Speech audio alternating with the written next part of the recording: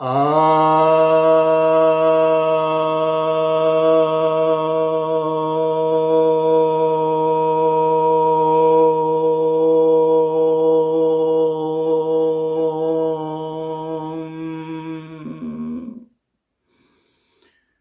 सभी भक्तजनों को सप्रेम नमन। भक्तों, आज मैं आपकी जिज्ञासा का समाधान लेकर के आया हूँ। एक जिज्ञासा आर्य जी की तरफ से आई है कि आत्मा का आकार क्या है। कठोपनिषद में आत्मा का आकार बताया गया है। वो कहते हैं कि अंगूठे के बराबर,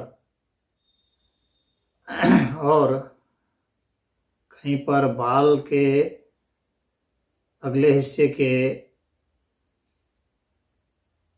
100 भाग के फिर 100 भाग के बराबर बताया गया है। तो उनको कन्फ्यूजन हो गया है। तो उनका कहना है कि इस का निदान कीजिए, इस भ्रांति का। तो चलिए, चूंकि उन्होंने कठोपनिषद की ही बात की है, तो कठोपनिषद में देखते हैं कि आत्मा के विषय में क्या कहा गया है। तो कठोपनिषद के पहले अध्याय के दूसरी वल्ली का जो मंत्र है 20वां, वह पूरा समाधान कर देता है। अणो अणियान महतो महीयान आत्मास्य जंतोर निहितो गुहायाम तम क्रतुः पश्यति वीत शोको धातु प्रसादान महिमानम आत्मानः। तो यहाँ पर कठोपनिषद में स्पष्ट कहा गया है कि आत्मा अणु से अणु है और महान से महान है। यानी आत्मा का जो है, आप उसको साइज फिक्स नहीं कर सकते। स्पष्ट है बिल्कुल कि आत्मा अणु से अणु है, मतलब सूक्ष्म से सूक्ष्म है। उसका साइज निर्धारित नहीं है, साइज हो भी नहीं सकता, क्योंकि साइज जो है वह किसी वस्तु का होता है, किसी चीज का होता है, किसी पदार्थ का होता है। आत्मा तो चेतना है, तो चेतना का साइज कैसे होगा भाई? साइज होते ही वह पदार्थ में आ जाएगा। यदि साइज निर्धारित किया जाए तो वह पदार्थ में फिर उसकी गिनती होगी, फिर उसको हम, ठीक है, हम उसमें आत्मा तो कहेंगे उसको, लेकिन यहां पर जिस तरह के आत्मा का लक्ष्य है वह आत्मा नहीं हम कहेंगे। तो हम आत्मा भूत आत्मा कहेंगे। भौतिक पदार्थ का जब स्वरूप उसका हो गया तब हम उसको भूत आत्मा कहेंगे। लेकिन यहाँ पर जो लक्ष्य जो है, मैं समझता हूं जिस उद्देश्य से ये प्रश्न पूछा गया है, या जो उत्तर भी कहीं दिया जा रहा है, तो वह इसी उद्देश्य से दिया जा रहा है कि वह दिव्य आत्मा के विषय में बताया जा रहा है कि दिव्य आत्मा क्या है। तो दिव्य आत्मा तो वह निराकार तत्व है। निराकार तत्व का अर्थ हो गया कि जिसका आकार, जो आकार से परे है, जिसको आकार के दायरे में आप नहीं ले सकते, जिसकी फिक्सिटी नहीं है, जो फिक्स नहीं है। पदार्थ सदैव फिक्स होता है एक समय में, एक परिस्थिति में, फिर उसके भी रूप बदलते हैं। लेकिन जिस समय आप उसका मेजरमेंट कर रहे हैं, उस समय का मेजरेबल जो टाइम जो आप नोट करते हैं, उस टाइम के हिसाब से वह फिक्स होता है। परंतु वस्तुतः वह भी फिक्स नहीं है, वह भी तो चेंज हो रहा है। और आपका मेजरिंग टाइम, चूंकि आप अपने अंडरस्टैंडिंग के लिए कुछ देर रखे हुए, इसीलिए, अन्यथा उस टाइम को आप उसमें हो भी नहीं सकते, क्योंकि जब मेजर करते हैं जिसमें जिसको आप मेजर कर रहे हैं वह टाइम बदल चुका है। तो फिर आपने जो मेजर किया वह नहीं किया जिसका मेजरमेंट के लिए कहा गया था। तो आप वस्तुतः वस्तु का भी मेजरमेंट नहीं कर सकते। किसी भी सामान का आप जो है आकार नहीं मेजर कर सकते हैं। आप जो आकार मेजर करते हैं, तो जो आकार आप जिसका आपने आकार का मेजरमेंट करने की सोची थी, वह आकार अब रहा नहीं।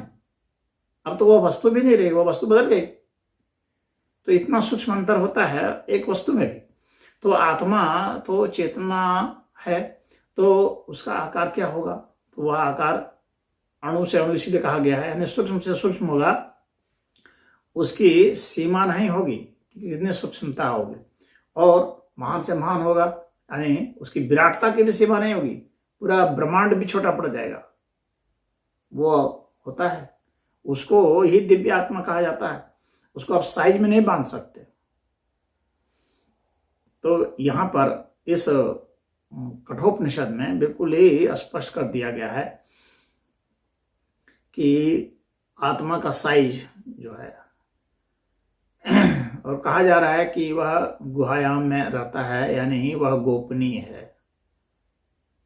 वह गोपनीय है। जंतुर निहितो गुहायाम, जंतु के यानी जीवात्मा के गुफा में वह रहता है, यानी वह गोपनीय है।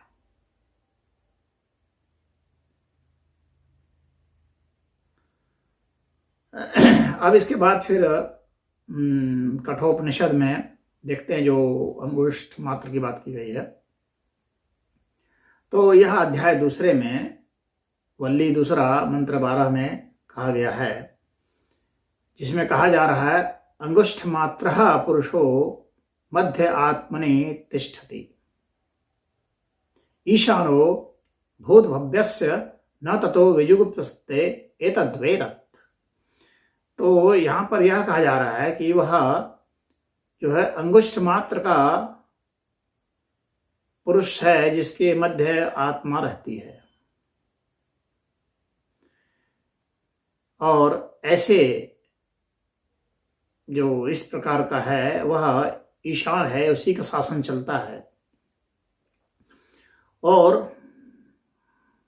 वह भूत में भी पहले भी था और भविष्य में भी होगा।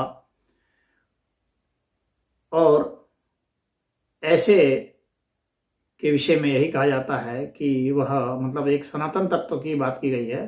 कह रहे हैं कि यह वह ही ब्रह्म है। तो यहाँ पर जो है, ये अंगुष्ठ मात्र से कुछ लोगों को भ्रम होता है कि कुछ लोग सोचते हैं कि अंगूठे के बराबर के उसमें, लेकिन यहाँ पर कहा गया है इस शरीर के अनुपात में जो अंगूठे के बराबर का जो आप मानेंगे, हम लोग का हृदय रूपी गुफा, तो यहाँ पर वह हृदय नहीं है जो भौतिक हृदय, लेकिन शरीर के अनुपात में आप समझने के लिए हृदय रूपी गुफा को समझते हैं। तो उसी तरह से, उसी अनुपात से आप समझ लीजिए कि वह जो है उसके मध्य में आत्मा रहती है, यानी वह जो अंगुष्ठ मात्र का पुरुष है, अंगूठे के परिमाण के बराबर का पुरुष है। तो जिस तरह से शरीर के संदर्भ में हृदय है, तो उसी तरह से उसी संदर्भ में माना गया, उसी अनुपात में यहाँ बात की गई है कि उसी तरह से अनुपात में बात है कि जो मध्य स्थिति है वहाँ पर आत्मा, जो आप जो सूक्ष्म से सूक्ष्म जो आप जो केंद्र सोच सकते हैं, जो सेंटर सोच सकते हैं, सूक्ष्म से सूक्ष्म पॉइंट, उससे उसी अंगूठे की मात्रा के अनुपात के बराबर में आप समझ लीजिए आत्मा है। जो सूक्ष्म से सूक्ष्म आप केंद्र सोच सकते हैं, यानी जो पॉइंट आप सोच सकते हैं, तो उसका ऐसा अर्थ है। अब अलग अलग लोग अलग अलग समझदारी से अपना अर्थ बताते हैं। यहाँ पर तो मात्र मंत्र दिया गया है। तो अब यह कहा गया है कि वो उसका जो मध्य भाग है, यानी कोई भी जो पॉइंट होता है, मध्य भाग मतलब कि एक सेंटर पॉइंट होता है किसी भी चीज का, तो सेंटर पॉइंट जो सूक्ष्म से सूक्ष्म सोच सकते हैं, तो उसका अंगुष्ठ मात्र का जो इस तरह से अनुपात था, शरीर की हमारी जो लंबाई थी उसके हिसाब से अनुपात था, उसके हिसाब से फिर आप उसी के अनुपात में फिर उसका उस सेंटर पॉइंट का भी आप वो निकालिए, तो फिर उसका जो सूक्ष्म निकालेंगे, फिर उसी के अनुपात में फिर आप निकालिए। इस तरह से आप अनुपात से अनुपात निकालते जाएंगे, तो वह जो है वह स्थिति आएगी जहां पर कि आप आत्म तत्व तक जाएंगे। यानी कहने का मतलब है कि इस तरह से जो रिग्रेशन में आप जाएंगे, यानी लगातार जो है आप उसके अनुपात से उसका अनुपात निकाले, फिर उसके अनुपात से उसका अनुपात निकाले, इस तरह से शरीर और अंगुष्ठ मात्र का जो अनुपात निकला वही अनुपात आप निकालते चले जाएंगे। कहाँ तक चले जाएंगे? तो वह अनंत तक आप चले जाएंगे। अब मैं उसी का एक आपको उसी के संदर्भ में एक उदाहरण दे रहा हूँ। श्वेताश्वतर उपनिषद का उदाहरण है, जो कि इसी तरह का है, जो कि स्पष्ट करेगा आपको अच्छा से। श्वेताश्वतर उपनिषद के अध्याय 5 के मंत्र 9 में है क्या? वालाग्र शतभागस्य शतधा कल्पितस्य च भागो जीवः स विजेयः स च अनंत्याय कल्पते। अब यहां पर देखिए बिल्कुल स्पष्ट हो रहा है। कह रहे हैं कि बाल के अगले हिस्से के 100वें भाग का एक ले लेंगे और उसका जो है फिर 100वां हिस्सा निकालेंगे। उस तरह से एक कल्पना की जाती है, यानी एक मोटे तौर पर यह इसको बताया जाता है। और इस तरह से वह जो जीव है उसको जाना जाता है। और किस तरह से जाना जाता है कि अब इस तरह से जो आपने उसका 100 भाग किया, बाल के अग्र का 100 भाग किया, फिर उसका जो 100 भाग किया, तो इस तरह से यहाँ पर जो अनुपात है, इस तरह से 100 करके अनुपात यहाँ बताया जा रहा है। हाँ, इस तरह से कल्पना की जा रही है उसका 100 भाग का। अब कुछ लोग ऐसे भी यहाँ पर जो है वे क्या कर रहे हैं कि बाल के अग्रभाग का जो है सबसे अगला हिस्सा जो होता है उसका वो डायमीटर निकाल रहे हैं। जैसे कि वो माइक्रोन में आ जाएगा कि 17 माइक्रोन से वह 181 माइक्रोन आ जाएगा, यानी 1 मीटर का मिलियंथ टाइम जो होता है वो माइक्रोन होता है, तो वह आ जाएगा। कुछ लोगों ने इसका जो है रिसर्चर जो हैं वे एक बाल का एक एवरेज वैल्यू निकालते हैं, जिसमें कि वह जो है 0.0985 mm निकाल रहे हैं, मिलीमीटर उसका डायमीटर, और फिर उसका जो है 10,000 हिस्सा कर दिया 100 और 100 कहे कि यही आत्मा का आकार है। तो ऐसा थोड़ी होता है, आत्मा का आकार होता ही नहीं है। अगर आत्मा आकार में बन जाएगी तब तो वो पदार्थ में हो गया भाई, चाहे कितना भी छोटा हो, उसका वैल्यू कितना भी छोटा क्यों ना हो जाए, 1000 के आप 10 लाख भी कर देंगे तो भी वह है तो आकार ही, फिर तो वह आकार ही सिद्ध होगा, भले बहुत छोटा होगा, लेकिन आत्मा का तो आकार है नहीं। इसीलिए यहाँ पर क्या कहा जा रहा है, अच्छा समझिए, यह जो मंत्र है इसको समझना बहुत जरूरी है, अन्यथा फिर जो है आदमी फंस जाएगा। जिस तरह से वहां अनुपात दिया गया था अंगुष्ठ मात्र का, कठोपनिषद में अंगुष्ठ मात्र का अनुपात दिया गया था कि शरीर का अनुपात जो है वो हृदय रूपी गुफा का अंगुष्ठ मात्र है। शरीर जितना बड़ा है, मान लीजिए शरीर जो है आप हमारा 5.5 से 6 फीट का है, तो उसके हिसाब से जो अनुपात जो हृदय का आ रहा है वह अंगूठे भर का आ रहा है। तो अब उसी अंगूठे भर के हिसाब से फिर कह रहा है कि उसका जो मध्य है, यानी सेंटर पॉइंट है, जो पॉइंट आप सोचते हैं, फिर उसका जो है उसी के जिस तरह अंगूठे के हिसाब से अनुपात समझे थे, उसी तरह से उसका भी आप अनुपात समझिए। तो सेम अनुपात आप लगाते हैं, प्रोपोर्शन आपका वही सेम रहेगा। और इस तरह से करते करते कहाँ तक जाएंगे, तो आप रिग्रेशन करते जाइए, इंफिनिटी तक चल जाएंगे। वही बात यहाँ पर कही जा रही है कि बाल के अगले हिस्से का 100वां भाग, फिर उस एक हिस्से का 100वां भाग करते जाइएगा। इस तरह से इसको कल्पना किया जाता है। कल्पितस्य च यहाँ लिखा हुआ है, कल्पना किया गया, एग्जैक्ट वैल्यू नहीं है। अभी एग्जैक्ट वैल्यू रहेगी तो वह कह ही दिया जाता है कि भाई इतना है। हाँ, उस समय की जो भी माप होती उसका कहा जाता है उसका इतना हिस्सा है, तो एग्जैक्ट नहीं कहा गया, उसको कहा गया ये कल्पना किया जाता है। और किस तरह से, इस तरह से कल्पना करते जाइए। और कहाँ तक कल्पना करते जाइए, तो चा अनंत्याय कल्पते, और अनंत तक कल्पना आपको करनी है। इसीलिए यहाँ पर स्पष्ट कर दिया गया अनंत्याय कल्पते, अनंत तक आपको कल्पना करनी है, यानी उसका आकार जो है निर्धारित नहीं है, फिक्स नहीं है, और वो इतना सूक्ष्म हो जाएगा कि आकार का अतिक्रमण कर जाएगा। क्योंकि जितने वैल्यू आती है वो अनंत के पहले तक आती है, अनंत में वैल्यू नहीं रह जाती है। आपका मैथमेटिक्स वहां काम नहीं करेगा, मैथमेटिक्स समाप्त हो जाएगा। मैथमेटिक्स तभी तक काम करता है जब तक उसका कोई फिक्स वैल्यू होता है, क्योंकि मैथमेटिक्स उसी सूत्र पर चलता ही है। वहाँ कोई ना कोई जो इरेशनल नंबर, रैशनल नंबर, कुछ ना कुछ नंबर होना ही चाहिए ना, चाहे रैशनल हो चाहे इरेशनल नंबर हो, कोई ना कोई नंबर तो वहाँ चाहिए। लेकिन वो जब नंबर सिस्टम को ही लांग गया तो फिर जो आप उसको मैथमेटिक्स में नहीं ला सकते, तो वह यहाँ पर कहा जा रहा है।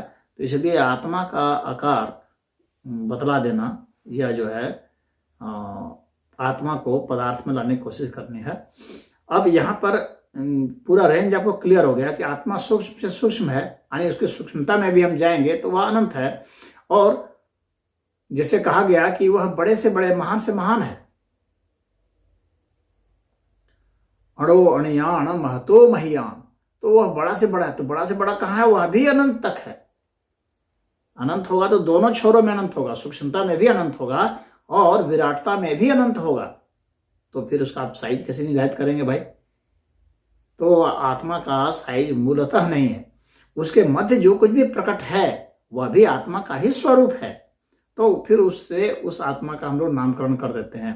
कहने का मतलब है कि यह पूरा जो अस्तित्व है यह आत्मा ही है, यह विराट आत्मा है, यह परम आत्मा है, यह सूक्ष्म आत्मा है, यह देह आत्मा है, यह भूत आत्मा है, अंतरात्मा है, मनो आत्मा है, यही है, अणु आत्मा है, विभू आत्मा है, सब जगह व्याप्त है। तो इस तरह से आत्मा के ही सारे स्वरूप है। इसलिए आत्मा का कोई फिक्स साइज जो बतलाने वाला है उसको किसी प्रकार का कोई आत्मबोध नहीं है और न ही किसी प्रकार के शास्त्र की उसको समझ है। भगवान कृष्ण ने गीता में कहा है अविनाशी तु तत्विद्धि येन सर्वमिदं ततम्। वह अविनाशी है। अगर वो पदार्थ में हो जाएगा तो विनाश में हो जाएगा ना। तो इसलिए भगवान कृष्ण ने कहा है अविनाशी तु तत्विद्धि येन सर्वमिदं ततम् विनाशम अव्यस्यस्य न कश्चित् कर्तुम् अर्हति। उसका विनाश करने में कोई भी समर्थ नहीं है, क्योंकि वह अविनाशी है। तो ऐसे अविनाशी का कोई विनाश नहीं होता है, और अविनाशी है और वह सर्वव्यापी है, विभू है। ओम ईशावास्यम इदं सर्वम।